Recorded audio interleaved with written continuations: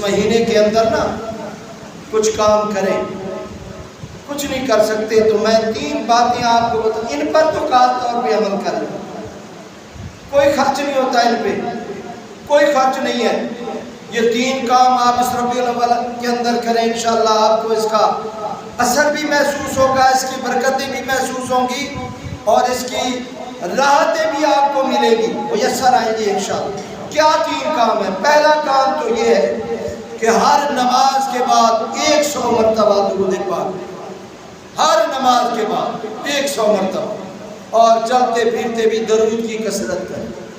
اس مہینے کے اندر تو آقا دو جہاں صلی اللہ علیہ وسلم پر کثرت سے درود پاک پڑھیں، جتنا پڑھ سکتے خود بھی پڑھیں اور اپنے گھر والوں کو بھی پڑھائیں، اپنے بچوں کو بھی۔ اور یار کوئی اور بڑا درود آپ کو نہیں آتا، درود ابراہیمی نہیں آتا، صلی اللہ علیہ وسلم یہ بھی درود ہے، صلی اللہ علیہ وسلم یہ بھی درود ہے، صلی اللہ علی محمد۔ 70 فرشتے رحمت بھیجتے ہیں اس درود کے پڑھنے۔ کتنی مقدار، کتنا وقت لگتا ہے، کتنا ٹائم ہے؟ صلی اللہ علی محمد، سارے بولیں صلی اللہ علی محمد، صلی اللہ علی محمد۔ یہ چھوٹا سا درود پاک ہے اور فرمایا 70 فرشتے رحمت اس پر بھیجتے ہیں۔ 70 فرشتے، جس بندے نے 1 مرتبہ یہ درود پاک پڑھا اور درود پاک کی کثرت کرنی، ایک بات ہو گئی۔ دوسری بات کیا ہے؟ میلاد۔ اس ماہ کے اندر اپنے گھر کے اندر ضرور میلاد بنائیں، ضرور میلاد کا انتخاب۔ کہیں گے جی یہ میلاد تو پیسوں والوں کا کام ہے، پیسے ہوں گے تو میلاد ہوگا، پیسے ہوں گے تو میلاد ہوگا۔ میں کہتا ہوں نہیں، آپ میلاد کے مفہوم کو سمجھے ہی نہیں گے، آپ میلاد والی بات کو سمجھے نہیں گے۔ کوئی بڑے ٹینٹ نہیں لگانے، کوئی بڑے مولویوں کا انتظام بھی نہیں کرنا، کوئی بڑی تقریر اور بڑے نعت خواں، کوئی 1000 والے، 2000 والے، 50,000 والے نعت خواں بھی نہیں بلانے، کوئی بھی بلانے کی، خطیب کے بلانے کی ضرورت نہیں۔ یہ میلاد ہے کیا چیز؟ گھر میں بیٹھ جائیں، اپنے بچوں کو کہیں ہاں بھئی ایک بچہ کھڑا ہو جائے، وہ تلاوت کلام پاک کرے، اللہ تبارک و تعالیٰ کے پاک کلام کا کچھ حصہ یا کوئی ایک چھوٹی سی سورت، اور کچھ نہیں آتا تو آپ کے بچوں میں سے کسی کو قل ہو اللہ تو آتا ہوگا، وہ ایک قل شریف پڑھے اور صدق اللہ العظیم کہہ کے بیٹھ جائے۔ دوسرے بچے کو کہیں آؤ بھئی ہم مل کے نعت پڑھتے ہیں، وہ دوسرا بچہ کھڑا ہو جائے، کوئی آقا دو جہاں صلی اللہ علیہ وسلم کی نعت پڑھ دے، کوئی آقا دو جہاں صلی اللہ علیہ وسلم کی نعت پڑھیں۔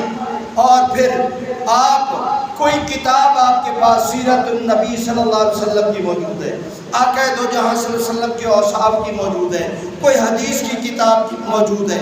آج کل تو بڑی آسانیاں ہو گئی ہیں یار، اتنی آسانی ہو گئی، چھوٹے چھوٹے پمفلٹ مل رہی ہیں جو آپ پڑھ کے اپنے گھر میں سنا سکتے ہیں۔ اپنے گھر والوں کو اکٹھا کریں، باوضو بٹھائیں، تلاوت کلام پاک، نعت رسول مقبول صلی اللہ علیہ وسلم، ایک پڑھے، دوسرا پڑھے، تیسرا پڑھے، پھر کیا کریں؟ کوئی 1-2 باتیں، کوئی 3 باتیں، کوئی 4 باتیں، کوئی 5 باتیں آپ کے اور میرے نبی صلی اللہ علیہ وسلم کے اوصاف کی، کوئی نبی پاک صاحب الاولاق صلی اللہ علیہ وسلم کے معجزات کی بات کر دیں، کوئی آپ کے اور میرے نبی صلی اللہ علیہ وسلم کے اخلاق کی بات کر دیں، کوئی آپ کے اور میرے نبی صلی اللہ علیہ وسلم کے حسن زن کی بات کر دیں، کوئی آپ کے اور میرے نبی صلی اللہ علیہ وسلم کے مسواک والی سنت کی بات کر دیں، کوئی سنت کا تذکرہ چھوڑ دیں، کوئی آپ کے اور میرے نبی صلی اللہ علیہ وسلم کا کوئی ایک واقعہ بیان کر دیں، آپ کے اور میرے نبی صلی اللہ علیہ وسلم کے جانوروں کے ساتھ محبت کا واقعہ بیان کر، کوئی ایک واقعہ یا 2 واقعے یا 3 واقعے 15 سے 20 منٹ 30 منٹ کے اندر پھر کھڑے ہو جائیں اور کھڑے ہو کر آقا دو جہاں صلی اللہ علیہ وسلم پر درود و سلام کے قطرے پیش کریں اور پڑھیں مصطفیٰ جان رحمت پہ لاکھوں سلام۔ شمع بز میں پڑھیں، درود و سلام کے قطرے پیش کریں، اور کچھ بھی نہیں آتا آپ کو، درود و سلام پڑھنا ہی نہیں آتا، آقا دو جہاں صلی اللہ علیہ وسلم کے روضہ انور پر کی طرف منہ کر کے کھڑے ہو جائیں اور کہیں یا رسول اللہ صلی اللہ علیہ وسلم نے جو کچھ کیا ہے تیری محبت میں کی. کس میں کیا ہے؟ تیری محبت میں. یہ دو چیزیں، یہ دو کام کریں، اس میں کوئی خرچہ نہیں آیا ہے. ہاں اگر آپ کچھ خرچہ کرنا چاہتے ہیں، کوئی خیرات کرنا چاہتے ہیں، کوئی ٹافیاں منگا لیں، کوئی چنے منگا لیں، کوئی پھلیاں منگا لیں، اور یار مکھانے منگا لیں، اور زیادہ پیسے نہیں ہیں کچھ بھی نہ منگائیں. اپنے بچوں کو، اپنے گھر والوں کو اکٹھا کر کے یہ دو کام کریں. اور تیسرا کام کیا کریں؟ تیسرا کام یہ کریں یار دوستوں، کریں کہ کرنا پڑے گا ہمیں. آقا دو جہاں صلی اللہ علیہ وسلم کا ہم پر جو احسان ہے، اللہ کا احسان ہے، اس کو ہمیں یاد کرنا پڑے گا.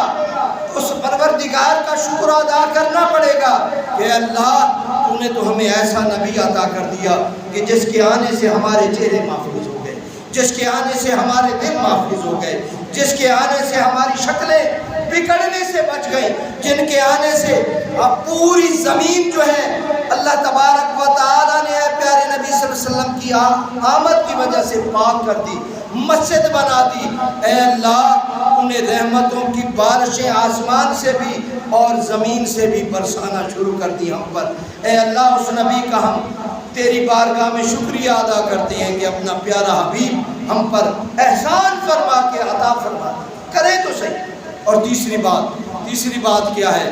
دل کے کانوں سے آپ کے اور میرے نبی صلی اللہ علیہ وسلم کے جتنے بھی اخلاقی معاملات ہیں، جتنے بھی نجی معاملات ہیں، جتنے بھی لوگوں کے ساتھ تعلقاتی معاملات ہیں، یار لوگوں کے ساتھ جو